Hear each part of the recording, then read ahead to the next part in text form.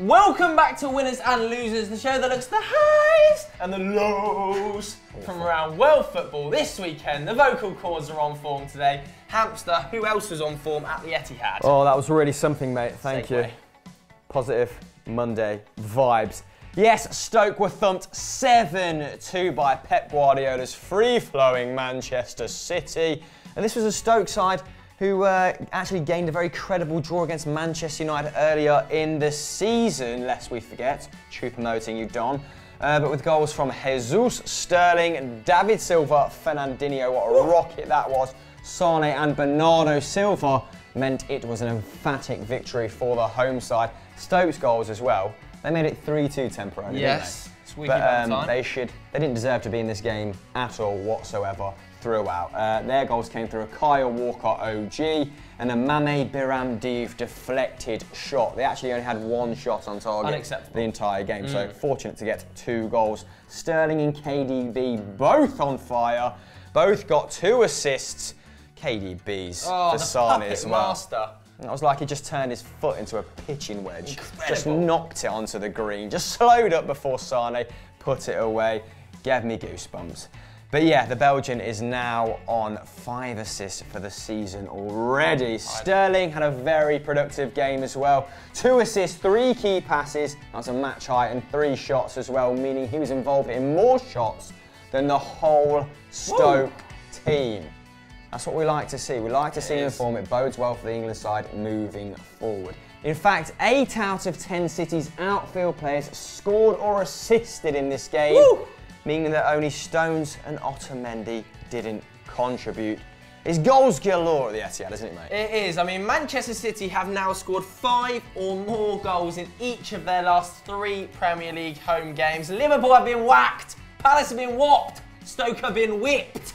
It's all of the W's, and it's another win. In fact, if you look at the Premier League this season, only one team has scored 5 or more goals, and it's Manchester City, and they've done it on 4 occasions. No other team is yet to hit the heights of 5. They've scored 29 goals in just 8 matches. Last year, it took them 13 to get to that total. And I mean, if they carried on at this current rate, I think they'd hit 138 goals for the season, which would obviously be a Premier League high. It's the most explosive start to a season since Everton in 1890-something, isn't it? Ridiculous. They're now 2 points clear of Manchester United. However, what I would say is that they also got off to a tremendous start last year and then absolutely nosedived. Pep will be hoping that with the added squad depth they've got this year, the same thing doesn't happen. But are Manchester City going to coast to a league title? Let us know your thoughts in the comments below. Well, we didn't know who to put in the mix for our first losers, so at the United Fan 24 solved the riddle, and he's just gone with anyone that watched United versus Liverpool. An absolutely dross game, only one side trying to play football. Yeah. As a United fan, what did you make of it? This was one of the worst Premier League matches ever, surely. It was utter rubbish. But I will say, Liverpool clearly deserved to win this game. Jose Mourinho often does struggle against Jurgen Klopp. I think he's got just 1 win in 8 matches, which is not a great record. And Liverpool dominated. 62% possession, 16 shots, 5 on target. But I will say this, only 1 really worked De Gea. The rest were pretty tame, and what a save it was by De Gea as well.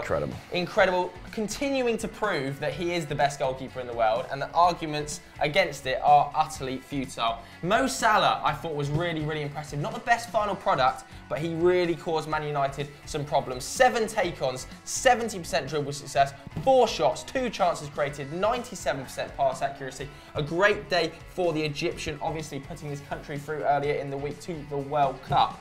What I will say though, I thought Coutinho, not his best game. Slightly struggled to make an impact. No shots on target, no key passes, just a 73% pass accuracy and just the 1 dribble completed on the day. Liverpool need better output from PC if they are going to maintain a top 4 position. But Man United, they're meant to be a title challenger and we were utter dross for 90 minutes, Hamster.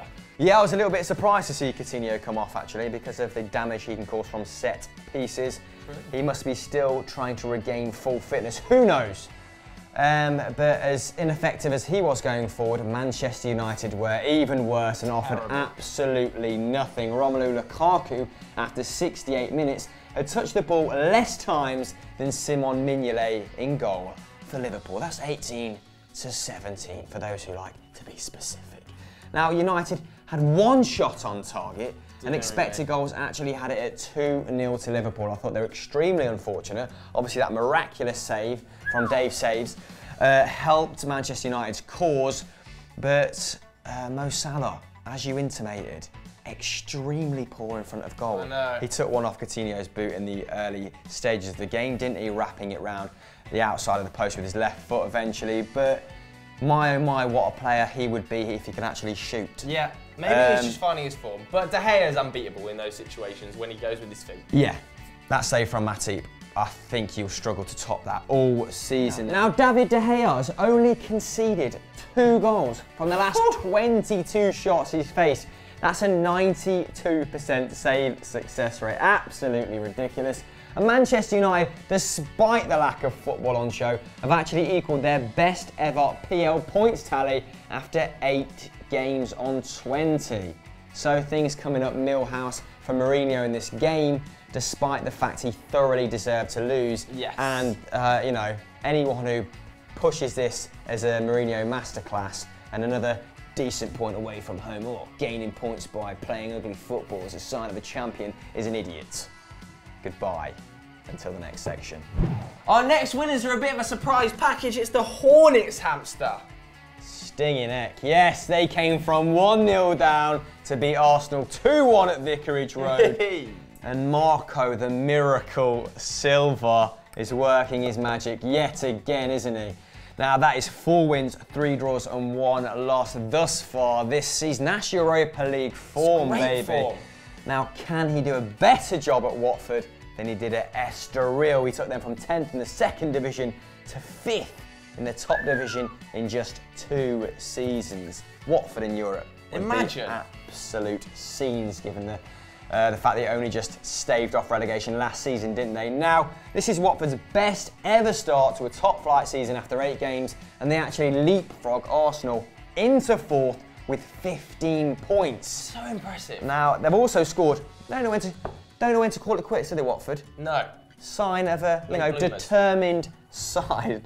No, not really. In fact, Watford have scored 5 goals already this season in the 85th minute or later. So even when they're down, they're not out, baby. And Troy Deeney brought them back into this game, didn't he? Ending his longest ever Premier League goal drought. That's 13 games with that penalty. And he had a lot to say after the game, didn't he? Yes, I mean, he even went on BT Sport, didn't he? Gave a little interview. He said that Arsenal lack cojones. Nuts, in his words. He said that nobody wanted to fight. He wanted to bump into the centre-half straight away, and nobody on the pitch was up to it. And Mertesacker actually agreed with him. Mertesacker in his post-match press conference said that they wanted it more than us, which is completely and utterly unacceptable. However, what you would say is that the penalty was extremely, extremely dodgy. Richarlison flung himself over a lot of debate as to whether it was went full a dive. Tom Daley, didn't he? It was probably a dive in my opinion. Do you think it was a dive? Yeah, absolutely. And he could now face a 2-match ban if the diving panel rules that he did indeed simulate contact, which will not be good for Watford because he started the season very, very well. A diving panel, does that exist? Yeah, it's a new thing set up this season. Boring job, that. Arsenal had plenty of chances to win this game, let's have it right. I mean, on XG, they were winning the game at 2-1. Mesut Ozil's miss was an absolute shocker. They had 64% possession in this game. They had 9 shots. They had 6 shots on target. Just not really acceptable on the night. I've still got question marks as to why Ozil, Alexi and Lacazette are yet to start a game together. I mean, Arsene Wenger, give them a chance. I know that the 2 of them are probably going to be sold in January, but for goodness sake, they're your standout forwards. And Danny Welbeck, as good as he is nowhere near their level, in my opinion. What do you think, Hamster? Absolutely not. Shout out to Aurelio Gomez in this game as well. Made a couple of outstanding saves, and he is a late bloomer. He is a late bloomer. Now, there's a late bloomer. And I respect anyone that wears a gum shield in football. So big up for Aurelio. Yeah, just, likes to put his head in Dangerous sayings, doesn't he? Moving on.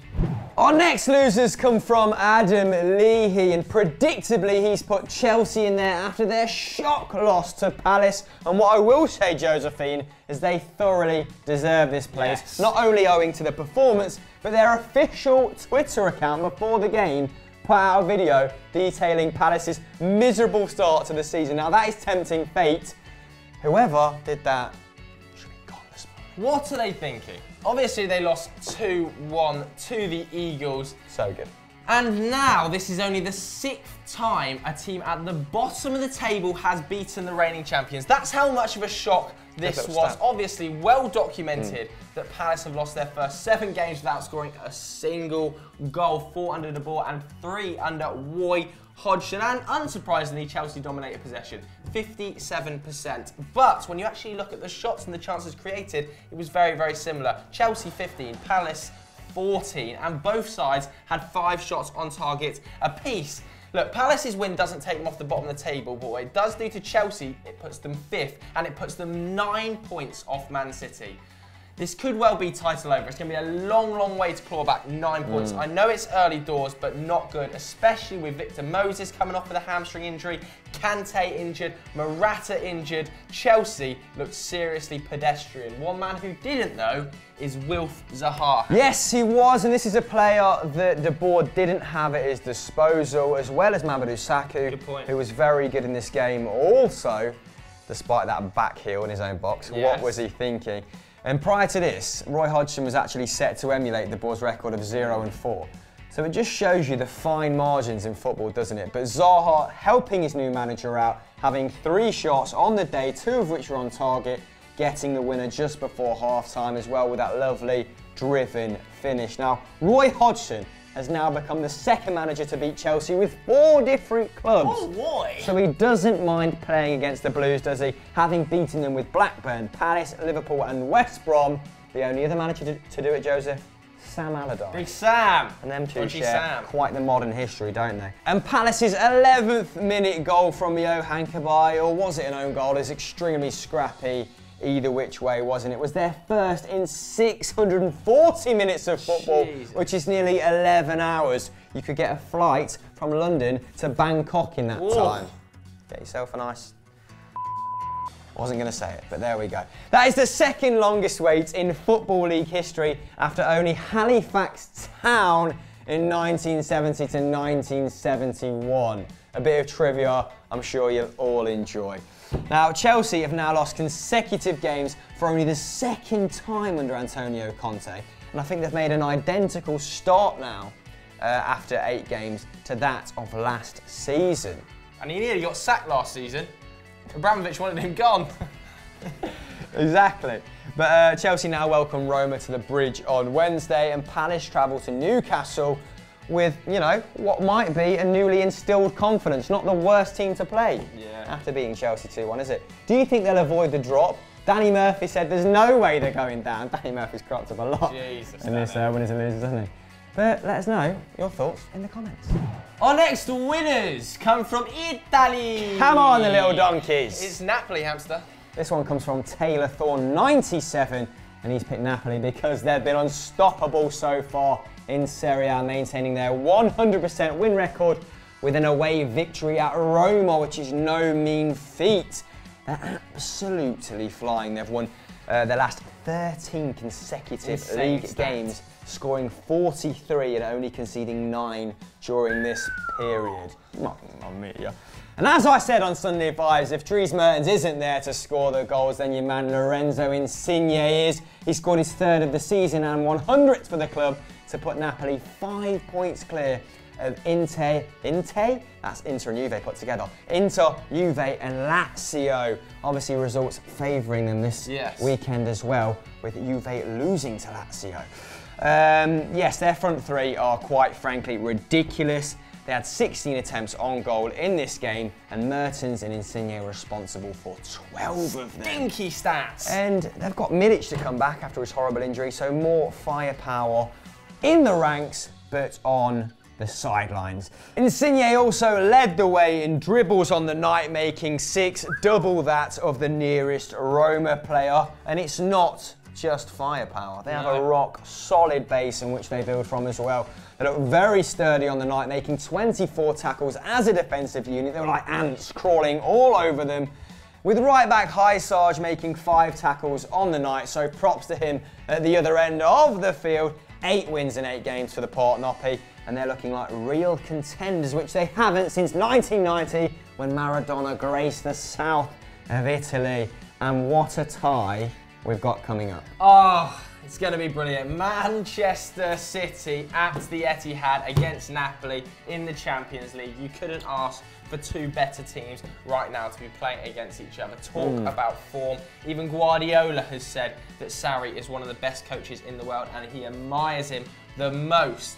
I don't know how Manchester City are going to be able to deal with Napoli's attacking threats, because at times against Liverpool, before Mane got sent off, they looked a little bit suspect. And so far this season, as you've already talked about, Napoli have been absolutely on fire. I can't wait to see Dries Mertens, what he can do against an English defence. He's got 7 goals and 2 assists already this season. Absolutely ridiculous. Obviously, at the other end for Manchester City, you've got Sergio Aguero hoping to make his comeback. You've got Gabriel Jesus, Leroy Sané. So it's going to be a tale of 2 of the best attacks in Europe.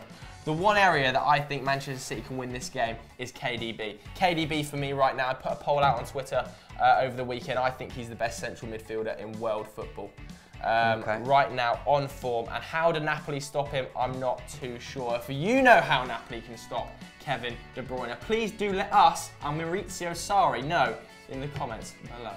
At Faster Dan Bolt finishes the show off with his suggestion for our final losers, and he's put Dybala and Juventus in the bin.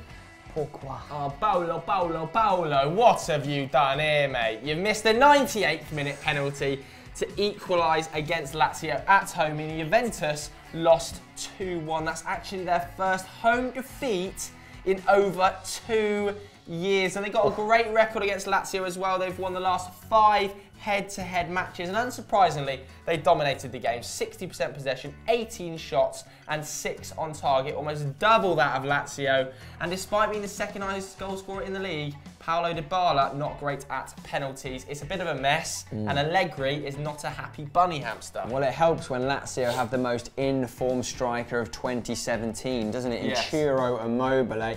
He's experiencing somewhat of a renaissance after suffering bad runs of form at Dortmund.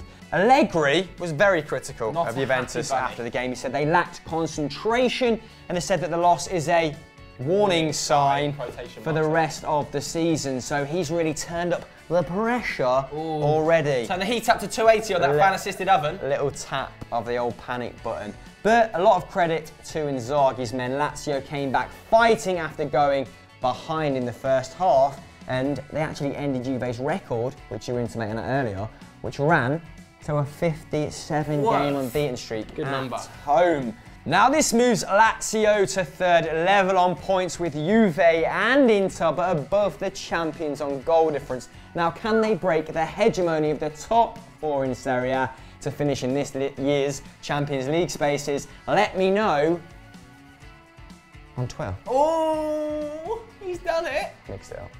Just before we go, we've got one more shout out, haven't we, Hamster? Have we? Of course we have. It's from Omcar SW, and he suggested putting our new team, FDFC UK, in the winners section just by virtue of forming. So, crowd pleasers already. But I think you'll disagree when you actually see our brand of football. Do follow us on Instagram and Twitter though. The links will be in the description below, isn't it? Yeah, all of that stuff. And over on EFD, ERU goes live in about 1 hour. 1 hour, depending on James Wayne's ability to edit it. Thanks so much for watching. Sayonara.